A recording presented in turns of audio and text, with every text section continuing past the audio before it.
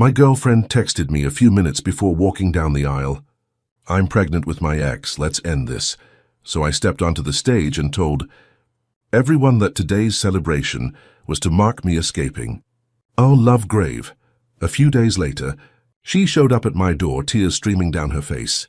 With 2 police officers standing beside her, I'm standing at the altar in my suit, ready to say I do. The choir starts singing. Guests are smiling. Everything looks perfect. Then my phone buzzes. I check it. I'm pregnant with my ex. It's over. Just one message and my world flips. Normally I'd panic or yell. Not this time. Somehow I feel calm, clear, I can think straight. I know I can handle this. People are staring, expecting a wedding. I step up to the microphone. Hundreds of eyes on me. Family, friends, co-workers. I take a deep breath. This isn't a wedding, I say. I'm walking away from lies. I don't call her out. This isn't revenge. I step back, let it sink in. For the first time, I feel in charge. None of it matters except that I can stay calm and make a choice for myself. I don't know what's coming next, but right now I'm free. Not because it's perfect, not because I'm happy, but because I decided I wouldn't let anyone else control my life or my feelings. I met Clara at an art gallery. She was smart, calm, and had this way of making everyone around her feel at ease. I don't know what it was. Her laugh, the way she focused on details, maybe just the way she looked at things, but I was hooked from the start. We clicked immediately. I went all in, paying attention to her, remembering the little things she mentioned, surprising her with small gestures. For a while it felt perfect. I thought I'd found someone I could trust completely, someone I could imagine spending my life with. Then came the first hint that something wasn't right. One evening I was walking past the balcony and heard her whispering on the phone, "Don't do this. It'll be fine after the wedding." Her voice was quiet, almost scared. When I asked, she said it was work. But her eyes, there was panic there. Something in them didn't match her words. That moment planted a seed of doubt in me. I started noticing little things, how often she checked her phone, how distracted she seemed even when we were together. She wasn't fully present. I didn't want to believe it, but I couldn't ignore it. I needed to know if she loved me for me, or if she loved what I could give her, stability, comfort, money, status. I decided to test it. I decided to test her intentions with a symbolic gift, a fancy car, but without official registration. I just wanted to see if she cared for me, not for the car. It wasn't cruel. I told myself it was practical. I needed to see her reaction before I committed fully. I couldn't marry someone blindly, not when something inside me was already uneasy. She lit up when I handed her the keys. Hugged me, laughed, but a quick glance at her phone betrayed calculation, a spark I couldn't ignore. She tried to hide it, but I saw it. That night, lying in bed, I couldn't stop thinking about it. I still loved her, but love alone wasn't enough without trust. I couldn't give my heart, time, or money blindly. I had to stay calm, alert, ready for whatever came. It was painful to suspect, but necessary. Over the next few weeks, I paid closer attention. She was charming, smart, and funny, but little cracks appeared. A distracted smile, a delayed response. A phone she quickly hid when I came near. None of it proved anything on its own, but combined with that phone call and her eyes that night, it was enough to keep me cautious. I also realized that I couldn't let fear rule me. I had to stay in control, think clearly, and keep my emotions steady. I wasn't planning revenge. I just wanted truth. I had to know who she really was before I let myself step into a lifetime commitment. The car test was only one part of it. Every gesture and glance was a clue. I observed, and slowly the signs convinced me. Something was off, and I needed clarity. By the time the wedding day arrived, I knew I couldn't pretend everything was perfect. My feelings were mixed. Love, doubt, fear, and determination all wrapped together. I didn't know what would happen that morning, but I knew I needed to face it head on, not as a victim, but as someone who was finally seeing the truth. I realized that no matter how much you love someone, if trust isn't there, everything else is fragile. The gifts, the dates, the shared dreams, they mean nothing if the foundation is built on lies. And that's why I had to be ready, to step back if I had to protect myself, to reclaim my life if necessary. The morning of the wedding was hectic, full of movement, chatter, and last-minute checks. Flowers were being arranged, chairs lined up perfectly, and the music filled the air.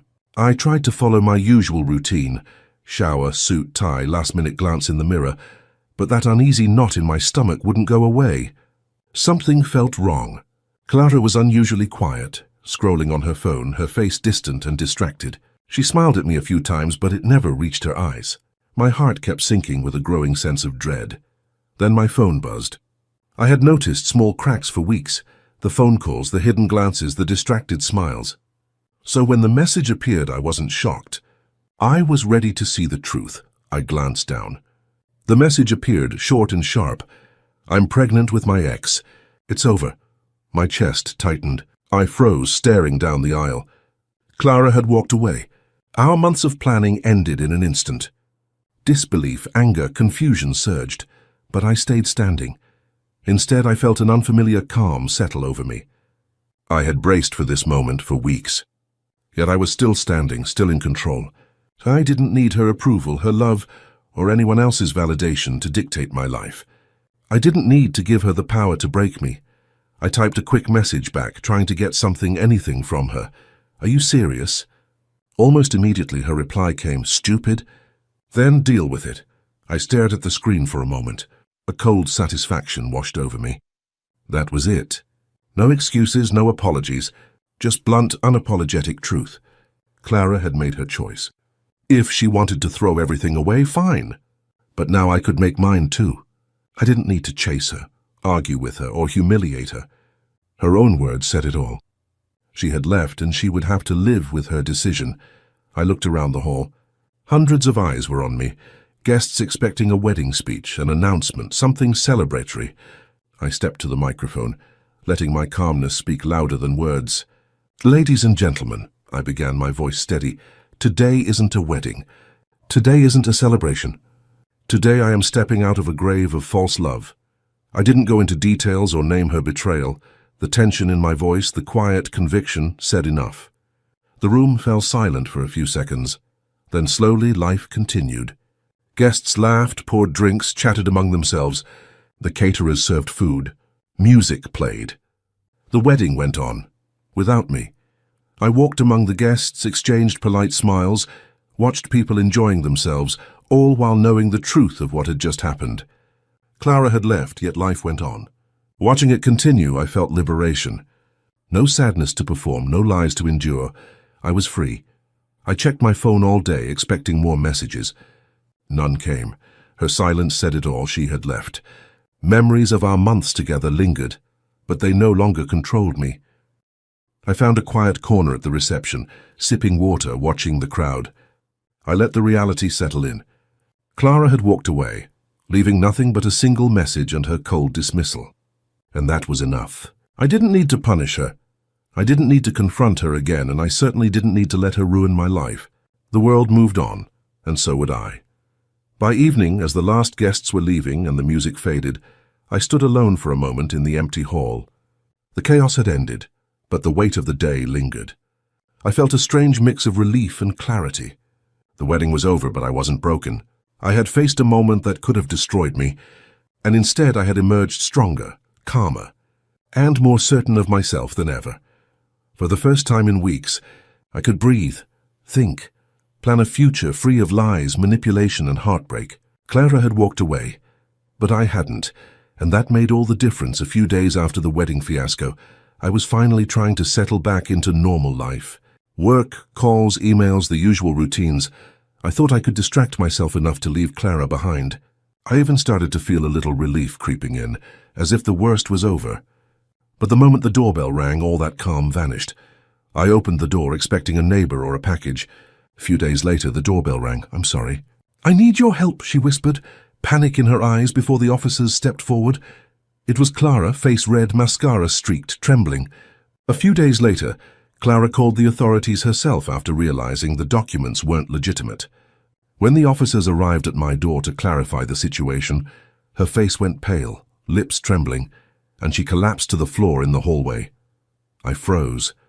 The BMW had been part of my test to gauge her intentions, but I never expected it to escalate this far.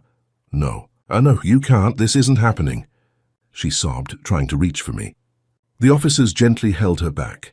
I stood there silently, watching the woman I once loved unravel before my eyes. I let the officers handle it. This wasn't about revenge. It was about truth unfolding on its own. She had always seemed so confident, so in control, but now her world was crumbling. And it all happened while I did nothing but observe. Tears streaming, she hesitated, stammering excuses. Piece by piece, contradictions piled up, until she could no longer deny the truth about David, the pregnancy claim and her intentions. Her pleas were frantic. "James, I can fix this, I didn't know the documents were fake. Please, you can't let this ruin me." I didn't respond. There was nothing for me to say. This wasn't about revenge. This was about watching truth arrive in its own unstoppable way. Her choices had consequences, and I had already made mine. The officers calmly explained the next steps, questioning, potential charges, and the legal process she would face. Clara could do nothing but cry and plead, knowing she was caught, knowing she had no one left to rely on. I realized then that this was a turning point, not just for her, but for me. I had survived the ultimate betrayal, and now I could finally see the scale of her deception. She had lost everything, me, David, her reputation, and any hope of a simple life. Meanwhile, I had gained clarity, freedom, and control over my own life. For the first time in weeks, I felt a strange kind of peace. I didn't feel triumphant. I didn't feel cruel. I simply felt free. Watching her collapse wasn't satisfying. It was a confirmation that lies always catch up. She had orchestrated her own downfall. Eventually, the officers helped Clara to her feet and led her out, still sobbing, still pleading. I closed the door and leaned against it, taking a deep breath. Outside, life continued. People made mistakes, tried to cheat, tried to manipulate, but in the end, truth had a way of arriving, whether you liked it or not. That night, I sat alone, reflecting on everything. Relief wasn't about Clara being caught. It was about knowing that I had survived. I hadn't let her or anyone else break me. I had reclaimed my life, my peace of mind, and my sense of worth. The law, in a sense, had been the twist I didn't expect, but the one I needed. Proof that truth matters more than any scheme. By the time the adrenaline faded, I felt lighter than I had in weeks. My heart could breathe, my mind could think, and for the first time I felt truly free. Clara's collapse wasn't my victory, it was simply reality. And reality had finally sided with me. After everything that happened, life finally started to settle. Clara was released after I decided not to press further charges. I didn't do it for her. There was no satisfaction in punishing her. But even free, her life was shattered. Friends had distanced themselves. Family looked at her differently, and she now had to face raising a child alone while dealing with the mess she had created. Watching her struggle wasn't enjoyable. It was just reality catching up to her choices. For me, things were completely different. I threw myself into work and projects. Surviving betrayal and heartbreak, I learned life isn't about appearances or gifts. It's about knowing my worth and living on my terms. Every challenge afterward felt manageable, because I knew I could survive even the worst. Over the next year, I focused on building myself up. I got stronger, clearer, and more confident. I stopped chasing illusions and started seeking real connections. I didn't need someone else's validation to feel complete. I realized that freedom and self-respect mattered more than any relationship built on lies. Then one evening at an art exhibition, I saw someone new. Not perfect, not flashy, just genuine, warm and real. Our eyes met and I smiled. There was no pressure, no expectations, just a connection that felt honest. For the first time in a long while, I felt the possibility of trust and a real relationship, one without hidden agendas or manipulation. I was free, but the relief was tempered by the months of trust I had lost. Slowly, I started to rebuild my sense of self, learning to open my heart again. Life balances itself. People face consequences. I survived, I learned, and I was ready to live fully for myself.